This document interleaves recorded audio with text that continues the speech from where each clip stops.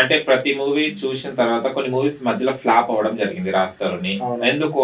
ఏం story planning లేకనా, లేకుంటే story ఎంచుకోవడం కరెక్ట్ లేకనా? ఎవరైనా ఒక మూవీ హిట్ అవ్వాలనే తీస్తారు కంపల్సరీ. ఎందుకంటే నేను తీసే మూవీ ఫ్లాప్ అయ్యి నేను ఇంకా కిందికి అడుక్కుపోవాలని ఎవరు అనుకోరు.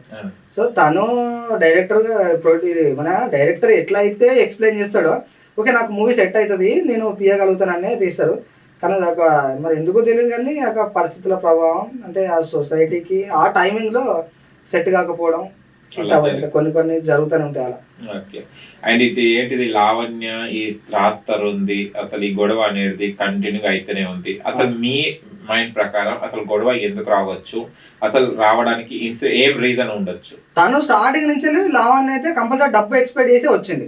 సో డబ్బు స్టార్టింగే నేను రాజ్ తరుణ్ డబ్బు అడిగితే నన్ను ఎక్కడ మీడియా వాళ్ళు అంటే గలీజ్గా అనుకుంటారు అని చెప్పి నాకు రాజు కావాలి, నేను రిలేషన్లో ఉన్నాం, నాకు రాజు కావాలి అన్నది. ఇప్పుడు తన పైన కేసులు ఎక్కడ పడుతుంది అని చెప్పి నేను రాజ్ తరుణ్ పైన ఇన్వెస్ట్మెంట్ చేసిన ఒక 70 lakhs, నాకు ఫ్లాట్ కావాలి, రాజ్ తరుణ్ ఫ్లాట్ కావాలి, మీ ఇద్దరం కలిసి కొన్నాం అని చెప్తుంది. స్టార్టింగ్ నుంచే లావనే కావాల్సింది ఏంటంటే డబ్బు కావాలి. ఫైనాన్షియల్ గా తను ఎదగడానికే ఏం పని చేయకుండా చాత కాకుండా ఏం పని చేయకుండా డబ్బు రావాలని తను చేసుకుంది అన్నమాట. ఇంతకుముందు వాళ్ళు డబ్బులని అడగలేదా? నార్మల్ గా ఉన్నప్పుడు అడిగారట? లేదు ఎప్పుడు అడగలేదు. అంటే రాజ్ తరుణ్ తన ఫ్లాట్ లో నుంచి వెళ్ళిపోయిన తర్వాత కూడా సరే మంత్లీ కింద తన పెట్స్ ఉంటాయి. సో పెట్స్ కు వాటికి వీటికి కొంచెం అమౌంట్ అనేది వేసేవాడు మంత్లీ. సో అవి సరిపోక మస్తన్ సాయి తోటి ఇంకా బ్రేకప్ అయిపోయింది. తనకంటూ ఒక ఇన్కమ్ లేదు ఇప్పుడు. సో ఇంకేం చేయాలి అని ఇట్లా కేసేసి రాజ్ తరుణ్ కింద పడేసి డబ్బు అడిగితే ఇస్తాడని అనుకున్నది.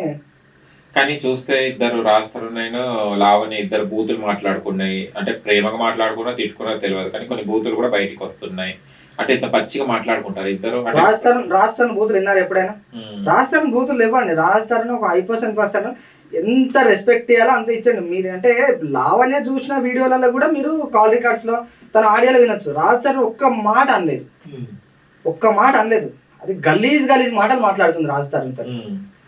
నీతో వచ్చి ఆడదేవాళ్ళు రా పువ్వు అని ఉంచుతుంది గలీజ్గా.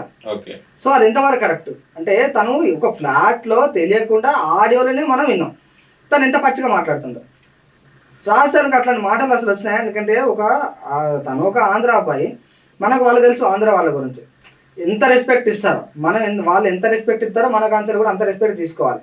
తను ఏమండి అని మాట్లాడతారు.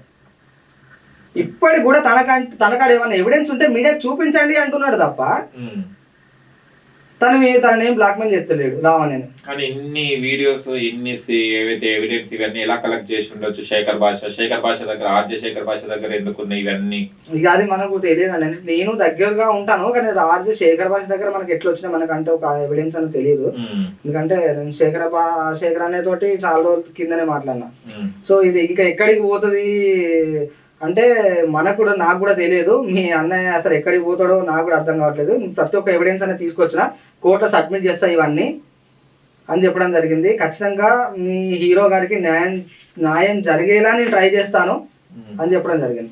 న్యాయం జరిగేలా చేస్తాడా? ఉన్న పరువు కూడా తీస్తాడా? సాగదీస్తుంటే జనాలకు విరక్తి వస్తుంది. అదే అండి, మాకు కూడా అంటే ఉన్న కొంచెం ఈ ఇమేజ్ అనేది పోతుందేమో అనిపిస్తుంది. అంటే ఈ లావణ్య స్టోరీ వల్ల. అంటే తన కాడ న్యాయం ఉంటే చాలా మహిళా సంఘాలు ఉన్నాయి, చాలా సపోర్ట్ చేస్తారు. ఒక మహిళకు అన్యాయం జరిగిందంటే ఇన్ని రోజుల కాంచెలి 2 months అవుతుంది.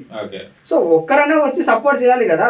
తను ఒక డ్రగ్స్ అలవాటు అయ్యి 43 days జైల్లో ఉన్నది కాబట్టి ఇవన్నీ ప్రతి ఒక్కటి ఎవిడెన్స్ ఉన్నాయి కాబట్టి తనకి ఎవరు సపోర్టింగ్ రావట్లేదు. సో ఇవన్నీ చూసినాక కూడా రాజ్ తరుణ్ పైన ఇట్లాంటి ఎలిగేషన్స్ ఇచ్చి తనని కించపరిచి తను ఒక సూసైడ్ చేసుకునేలాగా చేస్తున్నారు ఇవన్నీ సొసైటీ. నువ్వు ఒక అమ్మాయిని అనుభవించను వాడుకొని వదిలిపెట్టినావు అంటే తను ఎక్కడ బాధలకు లోనయ్యి సూసైడ్ చేసుకుంటాడేమో అని ఒక బాధ వేస్తుంది. ఓకే, దానివల్ల ఇప్పుడు సూసైడ్ చేసుకునేంత స్థితికి కూడా వస్తాడన్నావు. ఓకే.